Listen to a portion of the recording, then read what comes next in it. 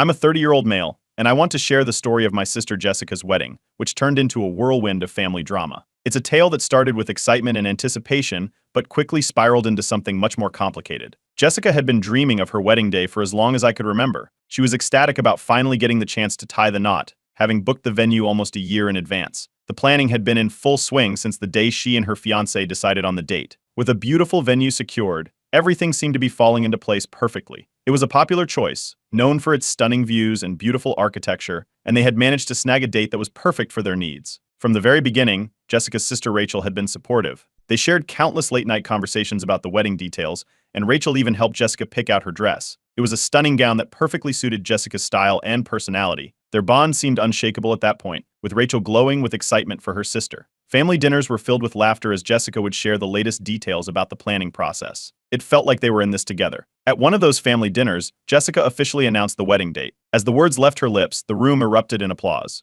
Everyone seemed genuinely pleased, including Rachel, who beamed with pride as she congratulated her sister. It felt like a celebration of love, family, and happiness. But beneath the surface, things were starting to shift. A few months later, Rachel casually mentioned her busy work schedule. She worked in a high-pressure job, juggling multiple projects and deadlines. Though she hinted at the stress she was under, she didn't express any concerns about the wedding date. Jessica brushed it off, thinking that Rachel would manage to make it work. After all, family comes first, right? As the months flew by, Jessica and her fiancé spent countless hours finalizing details, booking vendors, and preparing for their big day. They were fully invested in the process, excitedly planning every little detail. The non-refundable deposit for the venue weighed heavily on Jessica's mind, which she made clear in a post on social media. She was committed to the date, and changing it would mean losing a significant amount of money. Then came the news that changed everything. Rachel received a huge work opportunity, a promotion that involved a project overseas. It was the kind of chance that didn't come around often, and everyone in the family was thrilled for her. But as the wedding date drew closer, Rachel dropped her first hint of concern. During a casual conversation, she mentioned that her project might overlap with the wedding. It was a fleeting comment that didn't seem too serious at the time, but it planted a seed of worry in Jessica's mind. When Jessica sent out formal invitations to around 150 guests, excitement filled the air. Everyone was thrilled to celebrate this special day, and the couple was eager to see their friends and family gathered together. But shortly after, during another family gathering, Rachel suddenly asked if Jessica could change the wedding date. It was a request that took everyone by surprise. Jessica felt a wave of confusion wash over her. Changing the date after so much planning seemed unimaginable. She couldn't fathom why Rachel would even ask. The date had been set for almost a year, and so much had been invested into it. Rachel explained that her project could require her to be abroad for a few weeks, including the week of the wedding. It felt as if the ground beneath Jessica shifted. When Jessica explained that changing the date wasn't feasible due to the financial constraints, rebooking vendors, canceling arrangements, Rachel became visibly upset. "You don't value my presence enough," she accused, her voice heavy with emotion. It felt like a slap in the face. Jessica had never thought her sister would view it that way. Their parents, who had been quietly listening, suddenly sided with Rachel, urging Jessica to reconsider. "It's just a small adjustment," they said. "Family should come first." Jessica could hardly believe what she was hearing. She had always prioritized family, but now it felt as though her commitment to her own wedding was being dismissed. The tension at the table was palpable as the conversation escalated. Jessica laid out the costs involved in changing the date, but her parents didn't seem to understand the financial implications. They even offered to help cover part of the new deposit, but Jessica knew it wasn't just about the money. It was about feeling cornered, about the weight of expectations crushing her excitement. As the night wore on, the atmosphere shifted. Rachel sent a text that read, "If the roles were reversed, I would never miss your wedding." The guilt weighed heavily on Jessica, making her question her own decisions. It felt like a twisted game where her sister's career success was pitted against her dream wedding. From that point on, phone calls from relatives began pouring in, each urging Jessica to reconsider the date. Her fiancé stood firmly by her side, trying to shield her from the mounting pressure. But with each call, each text, and each conversation, the joy she had once felt about her wedding began to slip away. The family dynamics that had once been a source of strength now felt like a tangled web of expectations and drama.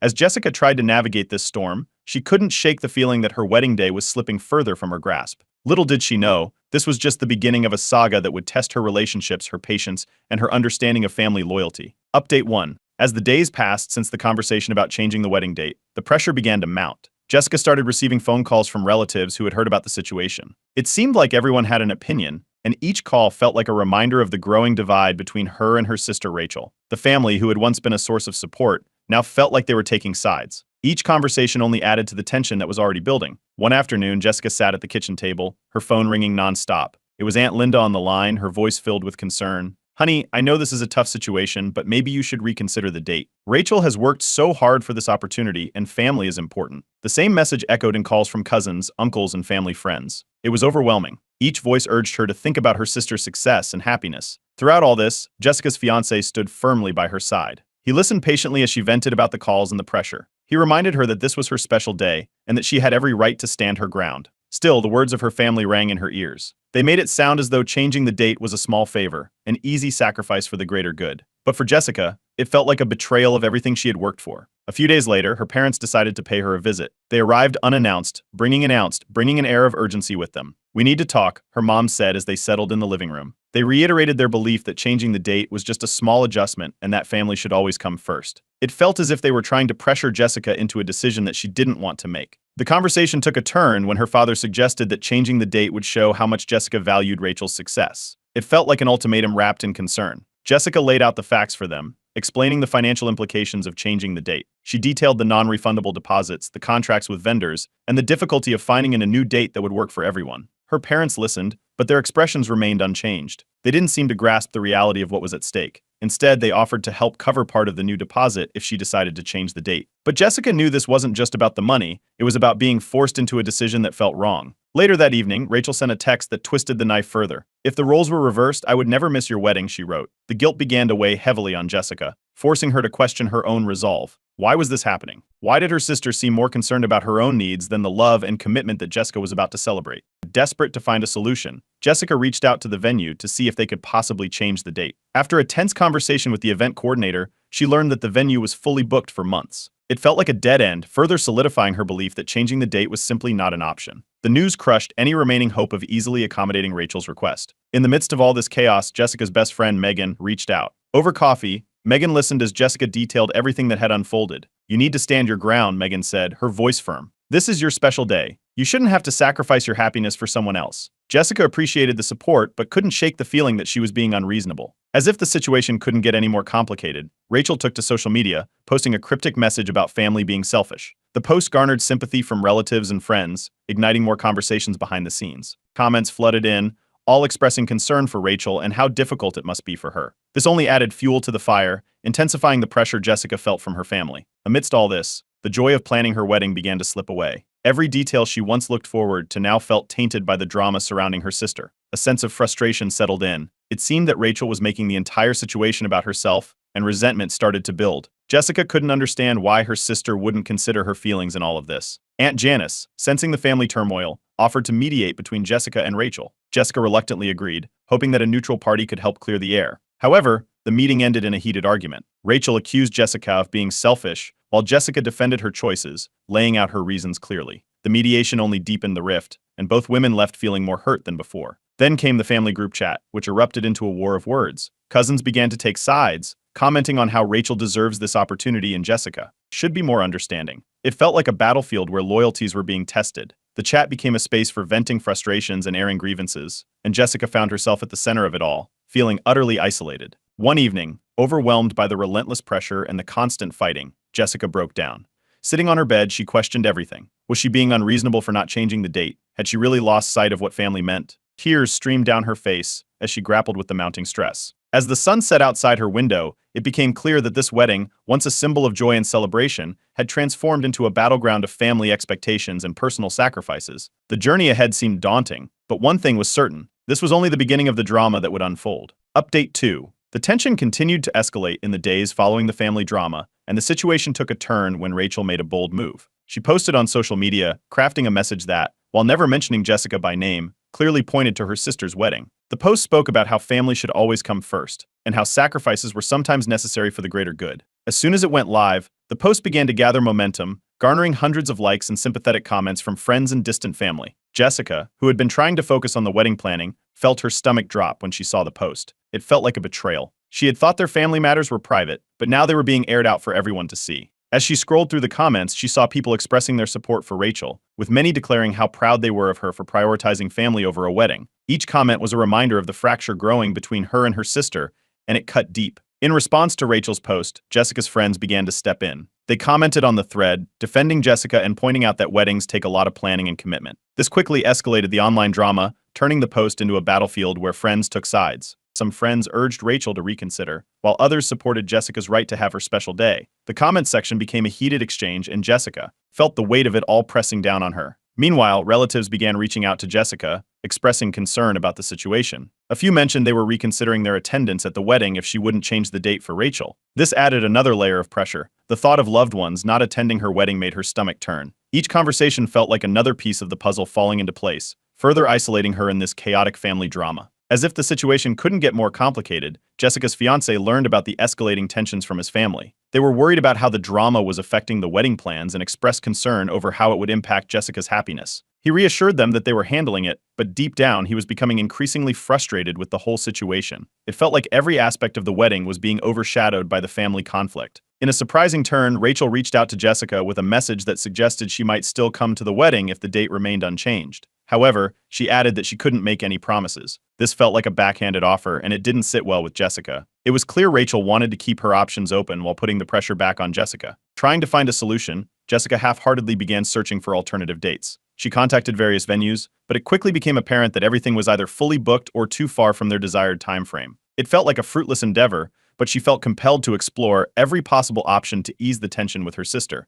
As the days passed, Rachel started sending passive-aggressive texts. They were filled with phrases like, "I can't believe I'll be missing everything," and "family means sacrificing for one another." Each message was a reminder of how things had changed between them. The playful sisterly banter that once filled their conversations had been replaced with guilt trips and veiled accusations. It was a stark contrast to the supportive relationship they had enjoyed before the wedding planning began. Meanwhile, Jessica's parents took a firm stance. During a phone call, they expressed that they might not attend the wedding if Jessica didn't accommodate Rachel. The ultimatum hit hard, leaving Jessica feeling cornered. It felt as if they were all aligning against her, and she was left standing alone in the storm. With all this drama, Jessica found herself struggling to focus on wedding planning. Tasks that once brought her joy now felt overwhelming. It was difficult to think about floral arrangements and seating charts when family dynamics were unraveling before her eyes. Her fiancé sensed her frustration and began to express his own feelings about the situation. He suggested eloping as a way to escape the chaos, emphasizing that their love should be the priority, not the wedding drama. This suggestion led to their first major argument. Jessica felt that eloping would mean giving in to Rachel's demands and abandoning her dreams of a beautiful wedding surrounded by family and friends. On the other hand, her fiancé felt that they should prioritize their happiness over the expectations of others. The disagreement intensified the already palpable tension between them, leaving both feeling frustrated and misunderstood. As the days wore on, Jessica felt increasingly isolated from her own family. The constant reminders of Rachel's demands and the pressure from relatives left her questioning whether she was truly in the wrong. She watched as friends and family members rallied around Rachel, further deepening her sense of loneliness. It seemed like everyone was taking Rachel's side, making Jessica doubt her decisions even more. Every time she looked at the wedding planning binder, it felt like a reminder of everything that was spiraling out of control. The excitement she once felt about her wedding day faded under the weight of family expectations and drama. The day that was supposed to be filled with joy and love now felt like a looming shadow of conflict. As she prepared for the next step in this wedding journey, it was clear that the conflict with Rachel was far from over. The stakes were higher than ever, and Jessica realized that she was about to confront not just her sister, but the entire family dynamic that had shifted so dramatically. What had started as a joyous occasion was quickly becoming a battleground of loyalty and expectations. Update 3. Amidst the growing tension and family drama, a glimmer of hope appeared when Jessica's cousin Ava reached out privately. One evening, after a particularly exhausting day filled with back-and-forth family texts, Jessica received a message that piqued her interest. Ava, who had always been more of a quiet observer in the family, was expressing her concerns about Rachel's behavior. Ava began with a simple "Can we talk?" and then shared her thoughts about Rachel's recent actions. According to Ava, there were whispers among family members that Rachel was being manipulative. Jessica felt a mix of surprise and intrigue. Was it possible that others were seeing through the tension that had taken over her life? Ava revealed that she had some inside information about Rachel's work project, claiming that Rachel actually had more flexibility with her schedule than she had been letting on. This revelation struck a chord with Jessica. Ava offered to speak up at the next family gathering, hoping to confront Rachel directly and set the record straight. Jessica felt a surge of gratitude. Here was someone who was willing to stand up for her, but the idea also filled her with caution. Would it create even more tension? Still, desperate for an ally, Jessica agreed to let Ava intervene. It was a risk, but she felt she needed someone in her corner. The following weekend, the family gathered for dinner at their parents' house. It was a tense atmosphere, with both Jessica and Rachel on edge, aware that things were about to get heated. As dinner progressed, laughter and casual conversations filled the air, but the undercurrent of tension was unmistakable. After everyone finished eating, Ava took a deep breath and brought up Rachel's work situation. "Rachel, I heard you might have more flexibility with your project than you've been saying," Ava said, her tone calm but firm. Jessica watched as Rachel's expression shifted. She became defensive immediately, crossing her arms and responding sharply. "What are you talking about? You're just taking sides without knowing the full story. Ava pressed on, asking Rachel to clarify her situation. The room fell silent as everyone turned to listen. Rachel hesitated for a moment, her defenses up. It's a complicated project. I don't have time to explain everything to you, she snapped. But Ava wasn't backing down. She dropped the bombshell that Rachel's project dates were actually more flexible than she had led everyone to believe. This revelation took everyone by surprise. For the first time, Jessica's parents looked uncertain. They exchanged glances caught between their daughters. It was clear that the narrative Rachel had built was beginning to crumble. Rachel's face flushed with anger. She felt cornered, claiming she was being ganged up on and insisting that they had no idea what she was dealing with. In a burst of frustration, Rachel stood up and stormed out of the house, slamming the door behind her. The dinner table erupted into a mix of shock and confusion. Some relatives who had previously sided with Rachel now looked at each other, reassessing their opinions. Questions began to arise among the family members about Rachel's honesty and the validity of her claims. As word spread online, the backlash against Rachel started to shift. Supporters who had rallied around her began to question her narrative, wondering if she had been less than truthful about her situation. The social media posts that once garnered sympathy now felt fraught with doubt. Comments started popping up that scrutinized Rachel's earlier claims, and it felt like the tide was turning. The following day, Jessica received a phone call from her parents. They offered a half-hearted apology for their previous comments and pressures. "We just want peace in the family," her mother said, but the sentiment felt forced. Despite the apology, Jessica sensed that her parents still wanted her to accommodate Rachel in some way. She felt more frustrated than ever, realizing that this was not going to simply resolve itself. With all that had unfolded, Jessica's resolve hardened. She had spent too long accommodating Rachel and allowing her to dictate the narrative. Jessica decided she was done trying to appease her sister. She would proceed with her wedding as planned, regardless of the pressure from Rachel and the rest of the family. This was her day, and she deserved to celebrate it without the burden of guilt. Her fiancé noticed the change in her demeanor. When she shared her decision to move forward with the wedding, he smiled, expressing his appreciation for her strength. He reassured her that they would get through this together, and that he was proud of her for standing up for herself. His support felt like a breath of fresh air amid the turmoil. With renewed determination, Jessica dove back into wedding planning. She focused on the details that had once excited her, the floral arrangements, the cake tastings, and the seating charts. Each decision felt empowering, a reclaiming of her day that had been overshadowed by family drama. While there was still a lingering concern about how Rachel would react,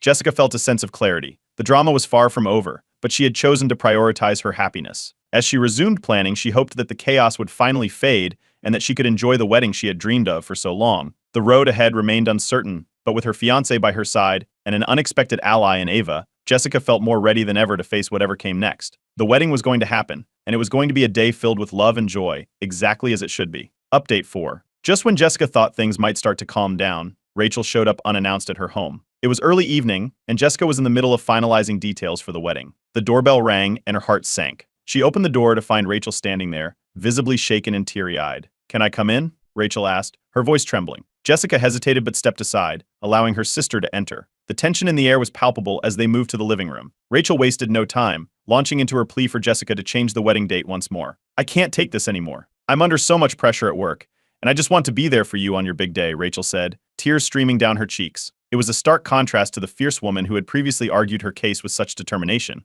This time she looked vulnerable and desperate. As Rachel poured her heart out, Jessica felt a mixture of sympathy and frustration. She understood the stress Rachel was under, but also felt the weight of the decision she had already made. "I've already made up my mind," Jessica said, keeping her voice steady despite the emotions swirling inside her. "I can't change the date. It's too late." Rachel's reaction was immediate. "You're choosing a venue over your own sister," she exclaimed, anger replacing her earlier tears. It felt like a punch to the gut. Rachel was trying to twist the situation to make Jessica feel guilty, but Jessica stood firm. The confrontation reached a tipping point when their parents, who had been visiting a few streets away, arrived after hearing Rachel's raised voice. They quickly grasped the situation and tried to mediate. Their expressions were a mix of concern and disappointment. "Rachel, you need to make it work if this is important to you," their mother suggested gently. It felt like a turning point, as the support Rachel had relied on began to waver. Rachel's anger flared. "So you're all against me now? I've done everything for this family, and this is how I'm treated," she shouted, her voice echoing off the walls. The outburst shocked everyone, and for the first time Jessica's parents seemed at a loss. They exchanged glances, unsure of how to handle the situation. Feeling cornered, Rachel stormed out of the house, slamming the door behind her. The sound reverberated through the quiet neighborhood, leaving an awkward silence in its wake. The tension had escalated to an all-time high, and Jessica was left feeling both exhausted and relieved. The confrontation had been heated, but she stood by her decision. In the following days, Rachel deleted her previous social media posts about family and her frustrations. It was a strange move, especially since her public drama had already left a mark on family and friends. The fallout was immediate. as some relatives began to question her motives. Whispers spread through family circles, and support for Rachel seemed to dwindle. With the wedding date rapidly approaching, Jessica and her fiancé focused on the final preparations. They met with vendors, finalized seating charts, and tackled every detail that remained. Each decision felt like a small victory, a reclaiming of joy that had been overshadowed by family drama. They even started to receive unexpected messages from distant relatives. Some reached out to apologize for jumping to conclusions about the situation, expressing their support for Jessica. However, amidst this, Rachel remained silent. Days passed with no word from her, leaving Jessica in a state of uncertainty. Would Rachel show up on the wedding day?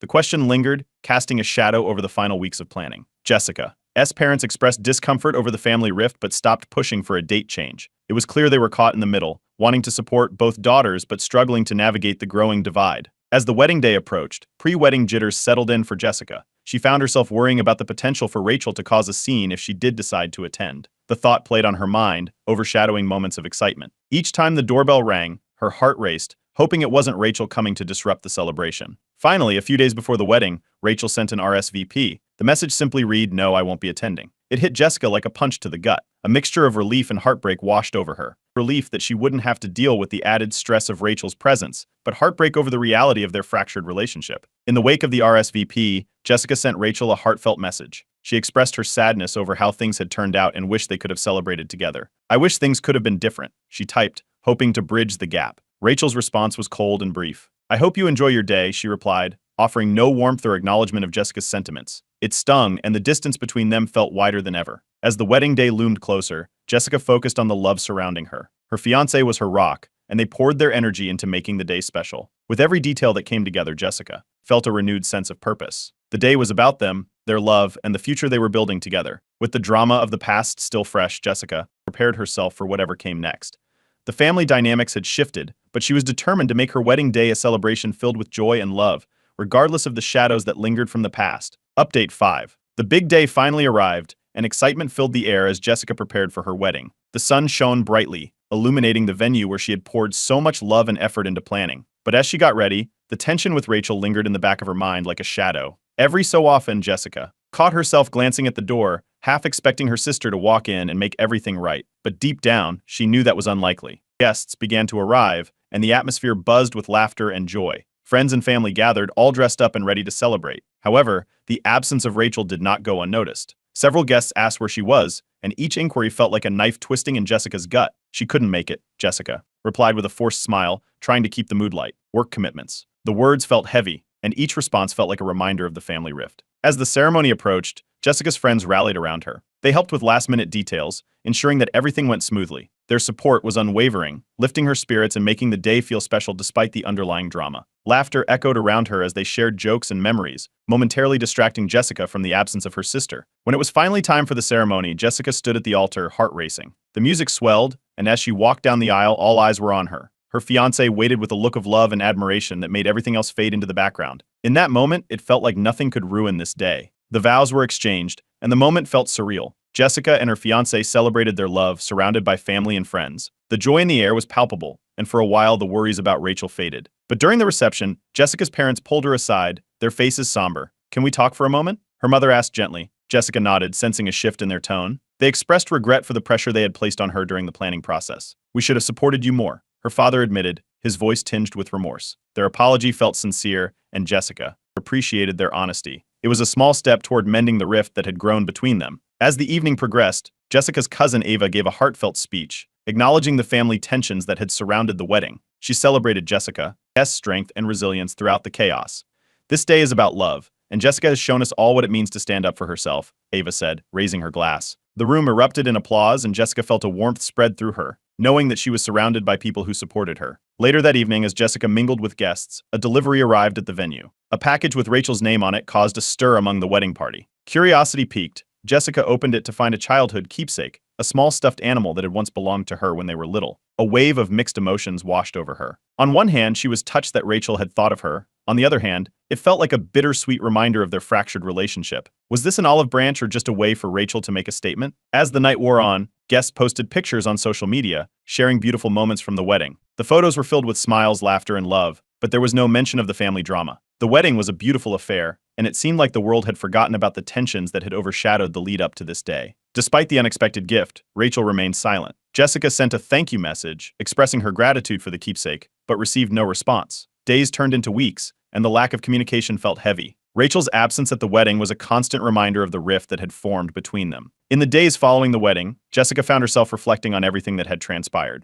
She decided to share her story on Reddit, seeking advice on how to mend her relationship with Rachel. The post detailed the events leading up to the wedding and the fallout that had occurred. To her surprise, the response was overwhelmingly supportive. Reddit users praised her for standing her ground and encouraged her to continue focusing on her own happiness. Weeks later, a short message from Rachel arrived.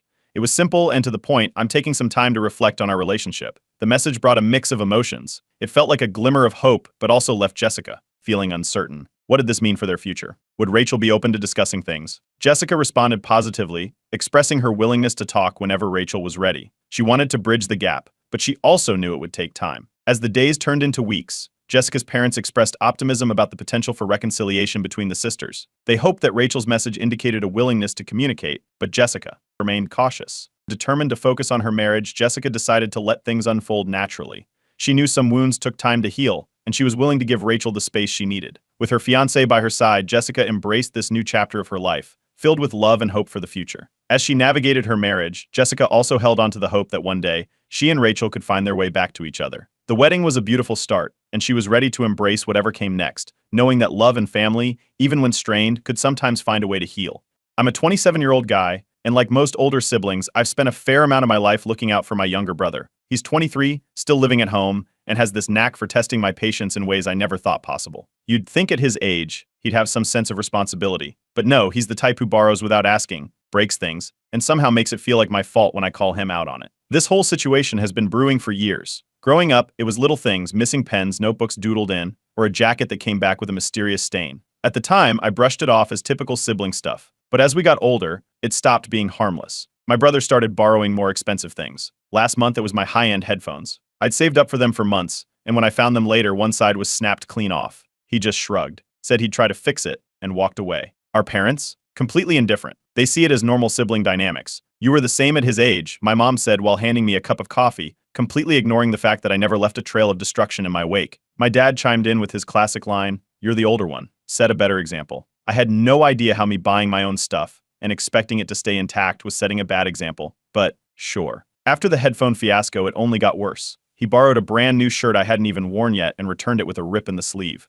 Then it was a smartwatch. I didn't even know he'd taken it until I saw him wearing it while FaceTiming his friends. When I confronted him, he said, "Relax, I'll give it back." Spoiler alert, he didn't. It took weeks for me to get it, and by then, the screen was scratched. At this point, I was bleeding money just trying to replace the stuff he ruined. I tried to set boundaries. I told him he needed to ask before taking anything. He nodded like he was listening, then walked into my room the next day and grabbed my phone charger off my desk. It wasn't even subtle. It was like he was daring me to react. I got so frustrated that I installed locks on my bedroom door. For a brief moment, it felt like I'd won. But he found a way around that, too. I came home one evening to find my limited edition gaming console missing. It was a collector's item I'd saved for years. When I finally tracked him down, he admitted he'd lent it to a friend. It didn't come back for 2 weeks. The tipping point came when he took a gift that meant a lot to me, a watch from my late grandfather. I don't even know why he wanted it. It wasn't flashy or trendy. By the time I got it back, the strap was torn and the face was scratched. That was the moment I realized no amount of talking, yelling, or locking doors was going to make him change. He never faced any consequences because our parents always let him off the hook. Around this time, our family was planning an international vacation. It was a big deal, especially for my brother. He'd been talking about it nonstop, planning outfits, imagining the Instagram-worthy photos he'd take. One evening, while grabbing a snack from the kitchen, I noticed his passport lying on the dining table. It was just sitting there, completely unattended. That's when the idea hit me. At first, I dismissed it. Hiding his passport? That was extreme, even for me. But then I thought about all the times he'd shrugged off the damage he'd caused, how he'd never once apologized or tried to make things right. It wasn't about revenge. It was about making him understand what it felt like to lose something important because of someone else's carelessness. I picked up the passport and slipped it into my room. I didn't even know where I'd hide it at first, but I ended up tucking it into an old shoebox buried in my closet. For a moment, I felt a pang of guilt. This wasn't like me. But then I remembered the broken headphones, the ruined watch, and the countless other times I'd let things slide. If no one else was going to hold him accountable, maybe this was the wake-up call he needed. The next day, the chaos started. My brother realized his passport was missing. He tore through his room, the living room, and even the laundry room. He started yelling, demanding to know if anyone had seen it. My parents joined the search, growing more frantic as the hours ticked by. All I did was sit in the corner of the couch, pretending to scroll through my phone. By the end of the day, my brother was in full-blown panic mode. The trip was in less than 48 hours, and without that passport, he wasn't going anywhere. I didn't say a word, but inside I couldn't help but think, maybe now he'll understand. Update 1. The day before the trip, things started unraveling fast. My brother's usual carefree attitude was replaced by frantic footsteps echoing through the house. He'd been packing his stuff all morning, double-checking his bags, and throwing in random items he thought he might need. Then, out of nowhere, he yelled from the living room. The passport was missing. At first, my mom thought it was one of his usual panic moments, misplacing his keys, forgetting where he left his shoes, but this was different. He ripped through the couch cushions, emptied his backpack, and flipped through every drawer in his room. Nothing. He charged into the dining room next, accusing everyone in the house of moving it. My parents tried to calm him down, suggesting he retrace his steps. That's when he turned to me, his eyes narrowing like he'd already solved the mystery. It wasn't surprising, considering our recent fights. "You probably took it," was his go-to move whenever something went wrong. I shrugged, pretending to be confused. "Why would I even want your passport?" That answer didn't sit well with him. He brought up how I'd been annoyed with him lately, how I was always complaining about his stuff-grabbing habits. My mom shot me a look like she was connecting the dots herself. "Don't look at me," I said, keeping my tone casual. "You know how careless he is with his stuff. Maybe he left it at a friend's place." It didn't matter what I said, the blame was already on me. My dad stepped in, trying to defuse the situation by suggesting everyone take a breather and help look. That's when the full-on house search began. Every room was torn apart, closets emptied, drawers dumped out, and even the pantry got ransacked, like the passport might have somehow landed between the cereal boxes. As the hours passed, the atmosphere grew tense. My mom was muttering under her breath about how irresponsible he was for leaving something so important lying around. My dad kept trying to stay optimistic, suggesting places to look that we'd already turned inside out. My brother, meanwhile, alternated between accusing me and spiraling into full-blown panic. It was hard not to notice the chaos I'd created. My brother pacing back and forth, running his hands through his hair. My mom snapping at everyone in frustration. My dad looking at the clock every 5 minutes, probably calculating how much time was left before we'd need to leave for the airport. I stood by, arms crossed, offering the occasional unhelpful suggestion just to keep up appearances. By evening, the tension hit a boiling point. My brother lost it, yelling about how this wasn't just some mistake and how someone had to be responsible. His temper flared up, and he made some vague threats about payback if he found out I had anything to do with it. My mom stepped in, telling him to calm down, but her tone made it clear she suspected me too. Later that night, after hours of searching, my parents called a family meeting. My brother was on the verge of tears by then, sitting at the dining table with his head in his hands. My mom leaned against the counter, rubbing her temples. My dad was pacing, trying to come up with a plan. "You need to be honest," my dad finally said, looking directly at me. "If you know anything, now's the time to speak up." I stayed calm, meeting his gaze. "I don't know anything. Maybe he lost it at a friend's place. He's always carrying stuff around without thinking." That answer didn't satisfy anyone. My mom sighed, my dad shook his head, and my brother slammed his hand on the table, muttering something about how I always got away with things. It was ironic, considering how much he'd gotten away with over the years. The clock was ticking, and the tension was thick enough to cut with a knife. The trip was scheduled for the next morning, and without that passport, my brother wasn't going anywhere. My parents started discussing alternatives, delaying the trip or even leaving him behind to sort it out himself. My brother's face went pale at the thought, but he didn't say much, probably too overwhelmed to argue. As the night wore on, my brother stormed off to his room, slamming the door behind him. My parents stayed up, going through every possible scenario, from applying for an emergency passport to rescheduling flights. The energy in the house was drained, everyone walking on eggshells. I went to my room, locked the door, and sat on the edge of my bed. The passport was still in its hiding spot, tucked away in the shoebox in my closet. I thought about the next morning, whether I'd let this play out or return it at the last minute. For the first time, the weight of what I'd done started to sink in. But then I remembered the broken headphones, the scratched watch, and all the times my brother had been let off the hook. If he didn't learn now, when would he? The house was eerily quiet as I stared at the clock, counting down the hours. Whatever happened next, I'd crossed a line I couldn't uncross. Update 2. By morning, the situation hit its breaking point. My brother hadn't found his passport, and the clock was working against him. The trip was officially postponed, and he was furious. He stormed through the house, muttering under his breath and slamming doors. My parents were no better, trying to smooth things over while clearly exhausted from the night before. The postponement wasn't just a logistical headache, it cost extra money, which only added to the tension. My dad sat at the kitchen table with his laptop, calculating the rebooking fees, while my mom paced back and forth, throwing occasional glares in my direction. My brother, however, wasn't subtle. He cornered me in the hallway, accusing me outright. "You took it. I know you did." His voice carried through the house, drawing my parents' attention. He listed off every argument we'd had over the past few months, pointing out how convenient it was for the passport to vanish right before the trip. My dad joined in, not to accuse me, but to press for answers. "If you know anything, just say it. This is getting out of hand." I stood my ground, keeping my tone calm. "I don't know where it is. Maybe if he kept track of his stuff, this wouldn't be an issue." My brother shot back with more accusations, but I pointed out his track record: missing wallets, misplaced keys, borrowed items never returned. "This isn't new. Why is it my fault now?" That didn't go over well. My mom suggested a compromise, searching my room. My brother latched onto the idea instantly, claiming he might have accidentally left it there while borrowing something. I refused, but the pressure was mounting. My dad tried to frame it as a way to clear my name, which only added to the feeling of betrayal. Reluctantly, I agreed, knowing they wouldn't find anything. They went through everything, drawers, shelves, even under the bed. I stood by the door, watching as they poked through my belongings. The whole time, my brother had this smug look, like he was waiting for the big reveal. When they came up empty-handed, he lost it, accusing me of hiding it somewhere else. My parents, clearly frustrated, called off the search, but the damage was done. They didn't say it outright, but I could tell they doubted me. The day dragged on, and the tension didn't let up. My brother spent hours venting to his friends, painting me as the villain. By afternoon, my phone started buzzing with messages from mutual acquaintances asking why I'd sabotaged the trip. I ignored them, focusing instead on the snippets of conversation I overheard from my brother's room. He wasn't just mad, he was planning some kind of payback. At one point, he stormed into the living room, ranting about how he was always blamed for everything. My parents tried to calm him down, but it only made things worse. He blamed me, them, and anyone else he could think of, claiming he was tired of being treated like a scapegoat. His voice cracked, and for a moment he seemed genuinely overwhelmed. Privately, I couldn't help but feel a bit vindicated. Watching him struggle to shift blame felt like poetic justice after everything he put me through. But the chaos was also spiraling out of control.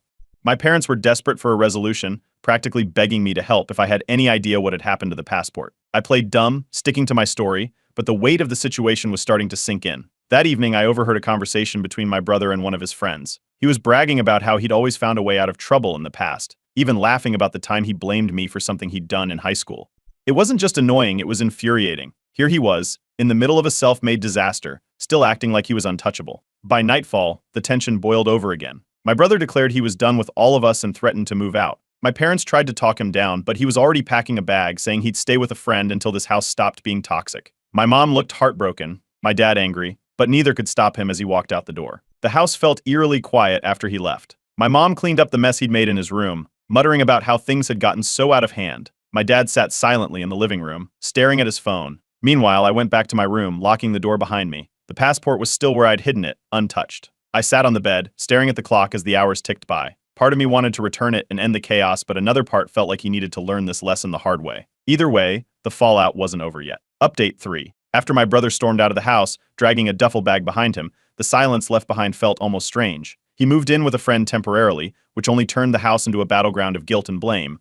My parents didn't waste time pinning the responsibility on me. According to them, I'd driven him away with my pettiness and refusal to help resolve the passport situation. They didn't outright accuse me of taking it, but the implication was clear in every conversation. For a couple of days, the peace at home was almost refreshing. No random items disappearing, no loud phone calls echoing through the house at odd hours. I was finally able to relax, at least a little. But even as I enjoyed the quiet, the fallout wasn't over. My brother's absence stirred up more drama than I'd expected. Word spread quickly among extended family. Suddenly, aunts, uncles, and cousins were calling my parents, asking why he'd left.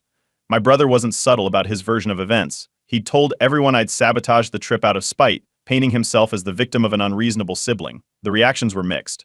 Some relatives believed him and sent me passive-aggressive messages about how families should support each other. Others sided with me, reminding my parents that my brother had always been reckless and irresponsible. The divide was noticeable. Family group chats turned into battlegrounds with people taking sides. My parents weren't spared either. A few relatives bluntly told them this whole situation was their fault for never enforcing rules or holding my brother accountable. Watching them scramble to defend themselves was unexpectedly satisfying, but it also added fuel to the fire at home. Meanwhile, my brother wasn't sitting idle. Social media became his stage. He posted vague updates about toxic family drama and how it's always the people closest to you who hurt you the most. Comments poured in from friends and acquaintances, some offering sympathy and others demanding the full story. It was like a public airing of dirty laundry, and it only added to the tension. Then came the twist. My brother managed to apply for an emergency passport. I don't know how he pulled it off, but within days he'd secured the document and started making plans to rejoin the trip. My parents, eager to patch things up, jumped at the chance to reschedule the flights for everyone, except me. When I found out, it wasn't from them, it was through one of those relatives who'd sided with me. Apparently the trip was back on, and they decided not to include me. At first I was annoyed, but then I realized it might be for the best. The thought of being stuck on a plane and in close quarters with my brother after everything wasn't exactly appealing. As the days passed, the social media posts continued, but something shifted. My brother sent me a cryptic message: "This has all gone too far. We need to talk." I didn't respond immediately, unsure of what he was trying to say. The next day, he followed up with an apology, not a straightforward one, but enough to suggest he was starting to realize the mess he'd created. Before I could decide how to respond, my parents called a family meeting. They wanted us to reconcile before the trip. It wasn't about resolving the issues, it was about presenting a united front. The optics mattered more than the actual resolution. I told them I'd consider it, but only if my brother replaced every item he'd borrowed and damaged over the years. My dad scoffed at the idea, calling it unreasonable, but I held firm. That evening, my brother sent another message, this time attaching photos of receipts for replacements, headphones, the smartwatch, even the limited edition gaming console. He promised to return everything he'd borrowed and fix the rest. It wasn't the grand gesture I'd expected, but it was enough to make me consider talking to him. The trip was looming, and for the first time in days, I felt like the chaos might actually be nearing an end. But then my brother threw in a curveball. In his final message, he hinted at something bigger. "I've got one more thing to make this right," he wrote. What that meant, I had no idea. The cliffhanger wasn't just for him, it was for all of us. For now, I was left waiting to see what he'd do next.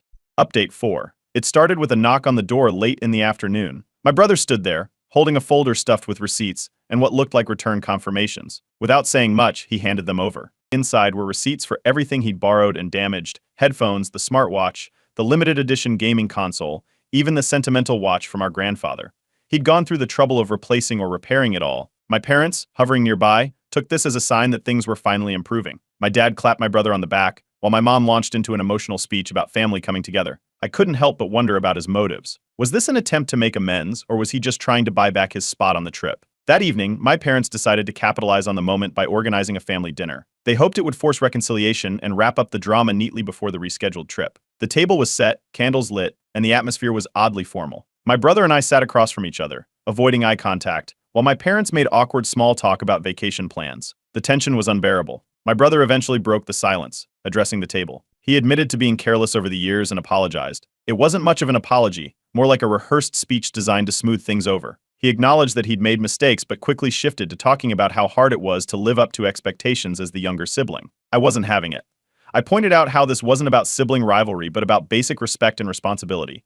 I listed the times he'd taken things without asking, the damage he'd caused, and how he'd never faced any real consequences for his actions. My parents tried to intervene, urging us to focus on moving forward, but the words were out. That's when my brother surprised everyone. He turned to our parents and accused them of enabling his behavior. He said they'd always brushed off his mistakes, allowing him to avoid responsibility because it was easier than dealing with the fallout.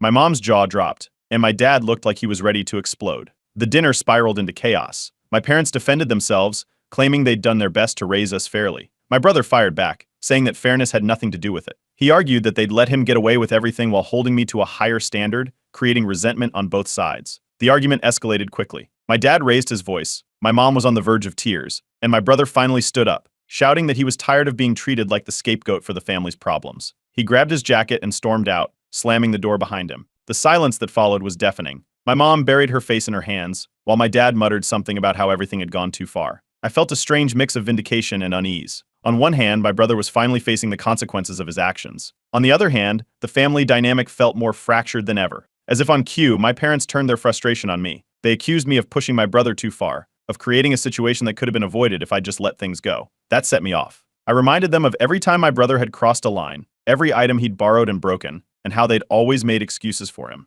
I wasn't the one who let this behavior go unchecked for years, they were. The argument dragged on until I finally gave them an ultimatum. Either my brother changed his behavior and started respecting boundaries, or I was done enabling the cycle. My mom looked heartbroken, and my dad just shook his head, saying it shouldn't have come to this. I left the table and retreated to my room, slamming the door behind me.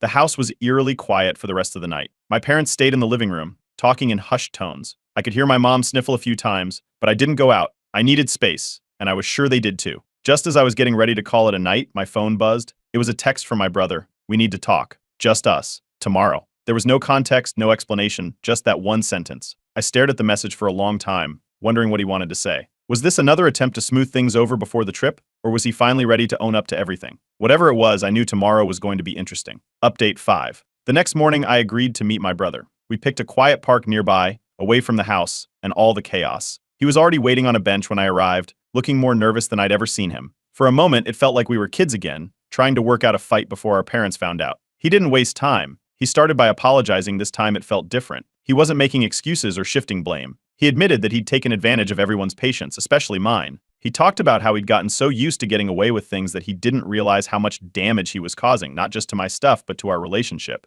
It was a lot to take in. I listened, keeping my guard up. Words were one thing, but I needed to see real change before I could trust him again. He seemed to understand that. After a long pause, he proposed a plan. He'd pay back the full cost of everything he'd borrowed and damaged over the years.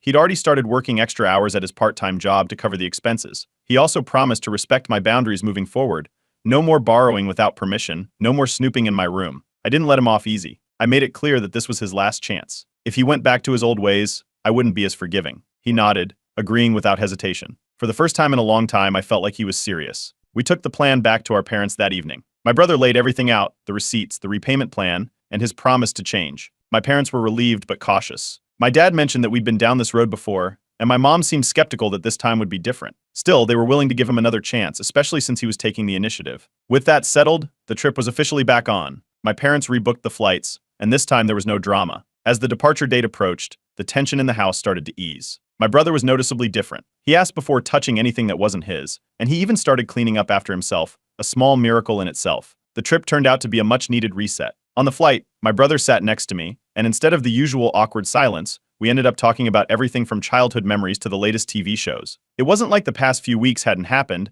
but for the first time in years, it felt like we were reconnecting. During the vacation, my brother made a point of being considerate. He asked before borrowing anything, whether it was sunscreen or a phone charger. It was a small gesture, but it made a big difference. The trip itself was great, long walks, family dinners, and enough sightseeing to keep us all busy. By the end of it, the tension that had been simmering for so long seemed to have faded. Back home, things weren't perfect, but they were better.